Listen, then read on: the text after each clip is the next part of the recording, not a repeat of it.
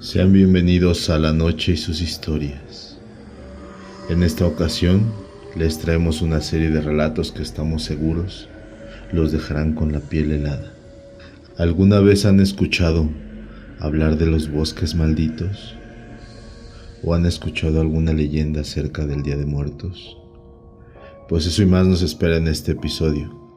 Así que ya saben, pónganse sus audífonos y recuerden una cosa: no volteen a la oscuridad. El primer relato se titula Mi esposo regresó del trabajo y lo comparte Cecilia Alejandra. Estos días lluviosos me han recordado algo que viví hace unos años. Eran casi las 9 de la noche. Mi esposo aún no llegaba del trabajo y estaba lloviendo algo fuerte. Se escuchó que tocaron la puerta. Pensé que era mi esposo. Siempre olvidaba su llave. Ese día el perro no ladró. Confirmé que se trataba de él. Estaba segura porque si era otra persona, mi perro ladraba y hasta mordía. Abrí la puerta y le dije: pasa, mi amor. Cuando me doy cuenta, no había nadie. Se me hizo extraño. Revisé en los alrededores y no había nadie. Cerré la puerta y vi marcas de zapatos en la entrada. Me quedé pensando, pero recordé que había salido y tal vez había sido yo. Cerré la puerta y seguí preparando la comida. Mi esposo me gritó: voy a bañarme, bajo y comemos. Por inercia le dije: está bien, amor. Pero recordé que no lo había visto entrar y él siempre me daba el beso de bienvenida. Mientras hacía la comida, pensaba y pensaba cómo era posible que no lo hubiera visto, pero se escuchaba su silbido típico cuando se bañaba. En ese momento sonó el teléfono. Contesté y era la policía. Algo grave había ocurrido con mi esposo. Había perdido la vida en un accidente automovilístico. Los platos se cayeron de mi mano. Volteé con dirección al baño y caminé lentamente. Abrí la puerta y estaba la luz encendida, pero no había nadie. Corrí hacia nuestro cuarto y tampoco lo vi. El policía por teléfono me decía si estaba bien y fue cuando comencé a llorar. Mi adorado esposo no estaba, pero lo escuché entrar. El perro no ladró y hasta lo escuché silbar. No podía ser que estuviera sin vida. Fui a la morgue y reconocí el cuerpo de mi esposo.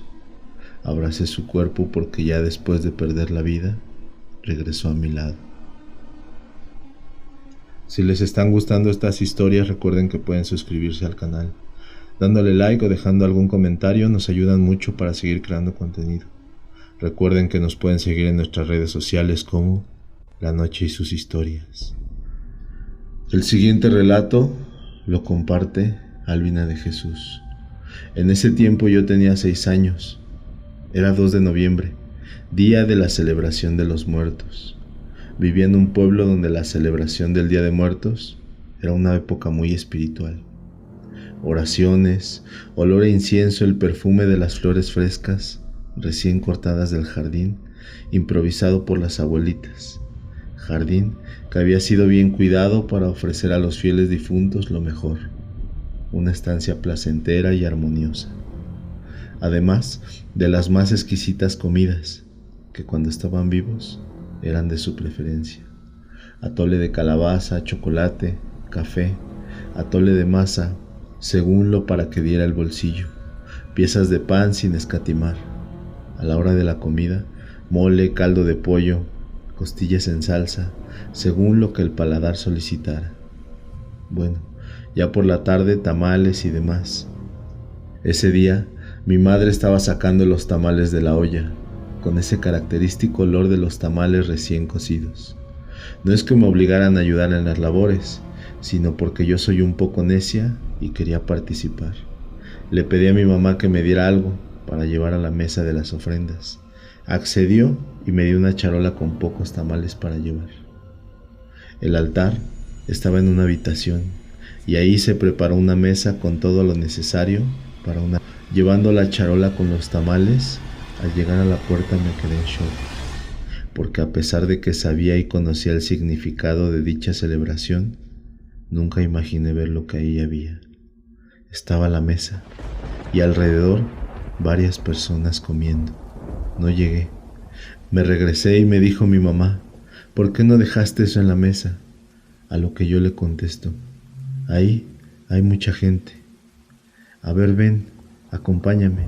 Yo creo que a ella también le dio miedo. Fuimos, pero ya no había nadie, solo platos servidos. Hoy tengo 51, pero estoy segura de que no lo imaginé. ¿Fue una visión o ustedes qué creen? El siguiente relato lo comparte Lili Suki. El día más horrible de mi vida, o eso pensé en ese momento, fue cuando tuve que enterrar a mi esposa embarazada, que murió en un accidente. Siempre fuimos muy unidos, y el hecho de no haber estado con ella en ese momento y tenerme que separar de ella y nuestro tan esperado bebé me estaba destrozando por dentro, mientras veía el féretro descender hacia su lugar de descanso. Al llegar la noche, fui a dormir agotado. No sé si pasaron minutos o horas, pero de repente sentí que alguien se acostó a mi lado. Instintivamente pensé que era mi esposa, pero al momento recordé que estaba muerta. Al girarme, la vi ahí, junto a mí. Lucía un poco pálida, pero era ella. Toqué su piel y sostuvo mi mano mientras mi corazón saltaba de mi pecho con una mezcla de emoción y miedo. Ella estaba ahí, la podía ver y sentir. Unos minutos después vi su imagen desaparecer lentamente. No pude evitar querer retenerla mientras lloraba desconsoladamente. Justo en ese momento escuché su voz diciéndome: no te preocupes, mi amor, nunca te dejaremos, mientras tocaba su vientre. Lloré hasta quedar dormido y al día siguiente desperté sobresaltado buscándola. ¿Habrá sido un sueño?, pensé. Llegada la hora, volví a recibir su visita. Su piel se sentía algo fría, pero estaba feliz de poder verla. Nuevamente, al desvanecerse, me dijo con voz dulce: no te preocupes, amor, nunca te dejaremos. Luego de esto volví a dormir, pero al despertar solo deseaba que llegara nuevamente la noche para poder volver a verla. Esa noche se repitió la visita, pero esperé despierto para verla llegar. Vi cómo asomaba a mi puerta y entraba despacio. Sus movimientos lucían rígidos y con dificultad se acostó junto a mí. Sus ojos estaban nublados y desprendía un olor fuerte que me preocupó. De su boca salió lo que pareció un insecto. Pensé que solo lo había imaginado, pero me dejó algo pensativo. Con el pasar de los días, las visitas se repetían y siempre cerraban con la misma despedida: nunca te dejaremos. Un día, mientras esperaba su llegada observando a la puerta, vi un rostro deforme asomarse. Arrastraba los pies, salía líquido de su boca y oídos, y desprendía un dolor insoportable. Me quedé congelado. No sabía cómo reaccionar. Eso que entró a mi habitación no era nada parecido a la mujer que amaba. Era algo descompuesto, que se acercaba balbuceando cosas que no entendía. Al acercarse a la cama, levantó levemente su ropa, mostrándome su vientre. Me alejé aterrado mientras ella intentaba acercar su rostro a mí. Se acostó en el lugar de siempre, mientras eso se movía dentro de ella y me observaba. Fue lo más horrible que había visto en mi vida, pero solo era el principio. Con voz baja, casi ahogada, dijo las palabras más horribles que había podido escuchar en mi vida: no te preocupes, mi amor, nunca te dejaremos. El siguiente relato se titula Recordando a Sara y lo comparte Federico Rivolta. Denme 3 docenas de esas tazas, por favor, dijo Isaac. Tanto él como su billetera habían tenido mejores épocas. Luego de pagar, Se retiró lentamente, sujetando el paquete en una mano y su bastón en otra. Una vez al mes, este viejo viene a comprar tazas. ¿Qué hace con las tazas? ¿Se las come? Los dos muchachos de la tienda rieron como idiotas. Isaac llegó a su casa, apoyó el paquete sobre su antigua mesa y se sentó en su sillón colonial. Permaneció ahí por horas, pensativo y con los ojos vidriosos. Su espalda estaba arqueada, como si cargara el peso del mundo sobre ella. A su alrededor había tazas llenas de té. Estaban en la mesa, en el suelo, en la cocina. La casa estaba atestada de tazas de té de las mejores hierbas, todas preparadas delicadamente para alguien que nunca las pudo probar. Años atrás, Sara enfermó de gravedad.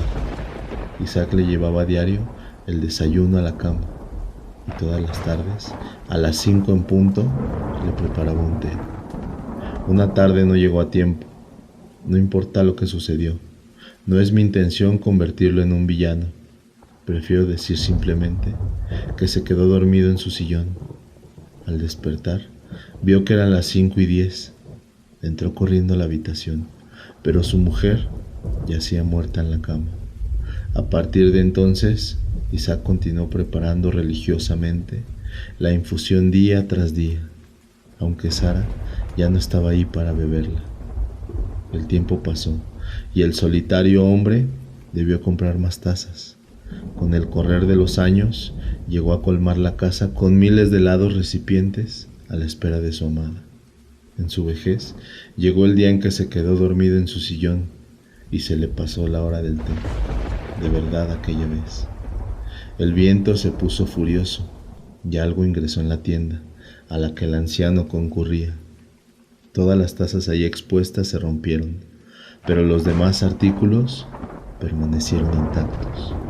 El siguiente cliente, que entró al local, casi murió del susto al ver a los dos empleados en el suelo y cubiertos de sangre proveniente de sus bocas, las cuales estaban llenas de trozos de porcelana, cerámica y vidrios. Por la noche, la ventana del dormitorio en el que Sara falleció se abrió causando un estallido. Isaac despertó y fue lentamente a cerrarla. Estaba dolorido. No es fácil cargar con el peso del mundo en la espalda.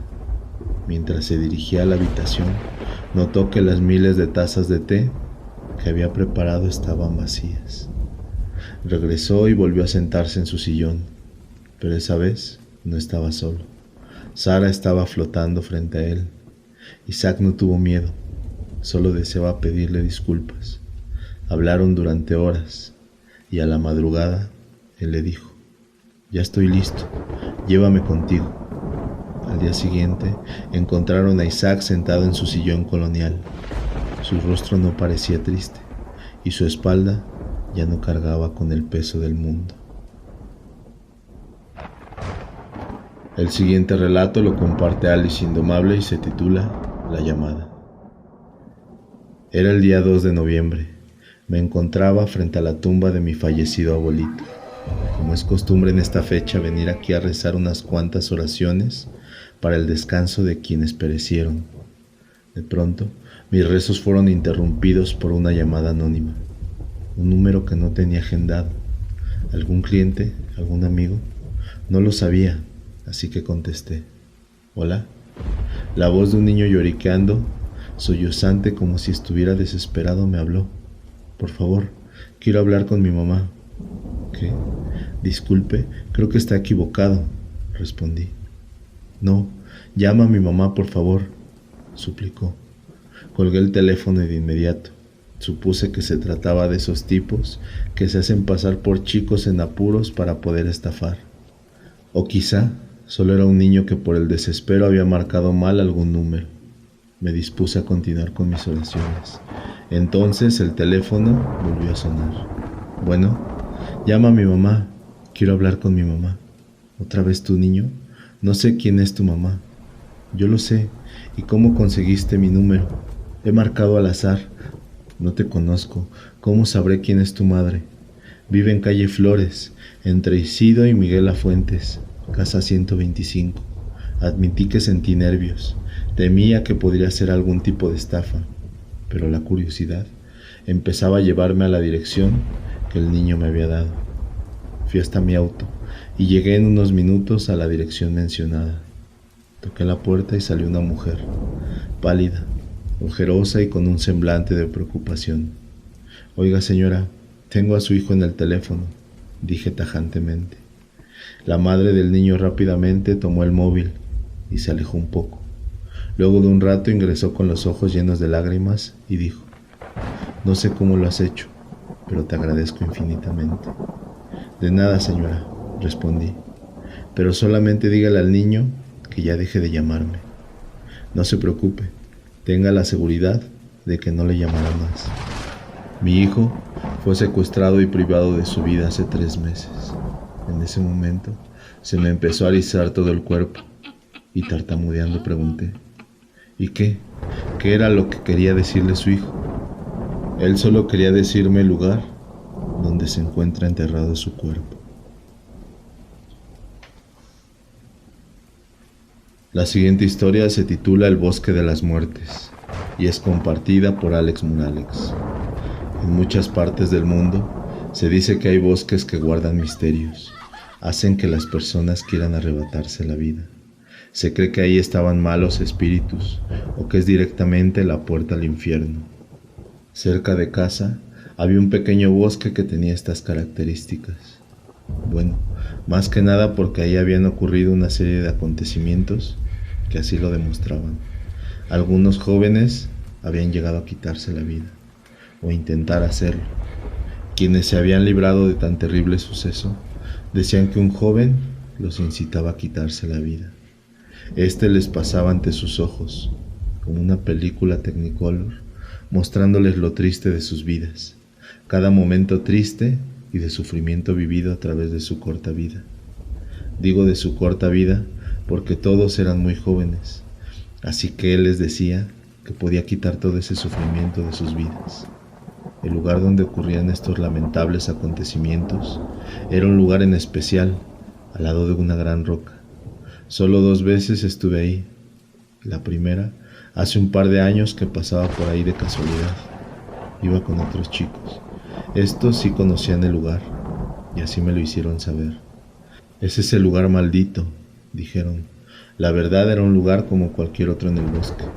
Se sentía algo misterioso, pero se lo atribuí a lo que se decía de él mismo.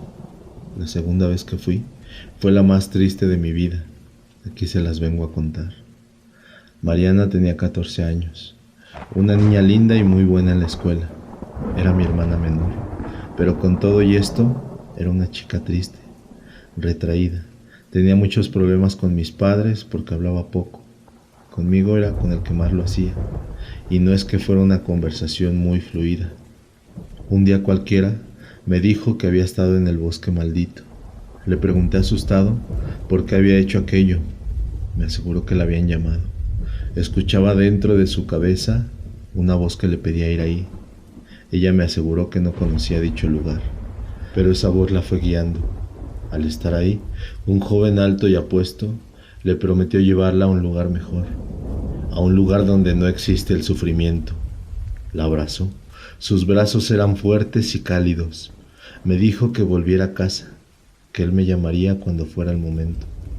No le creí, es la verdad. No es que ella fuera mentirosa, pero no podía dar crédito a semejante historia.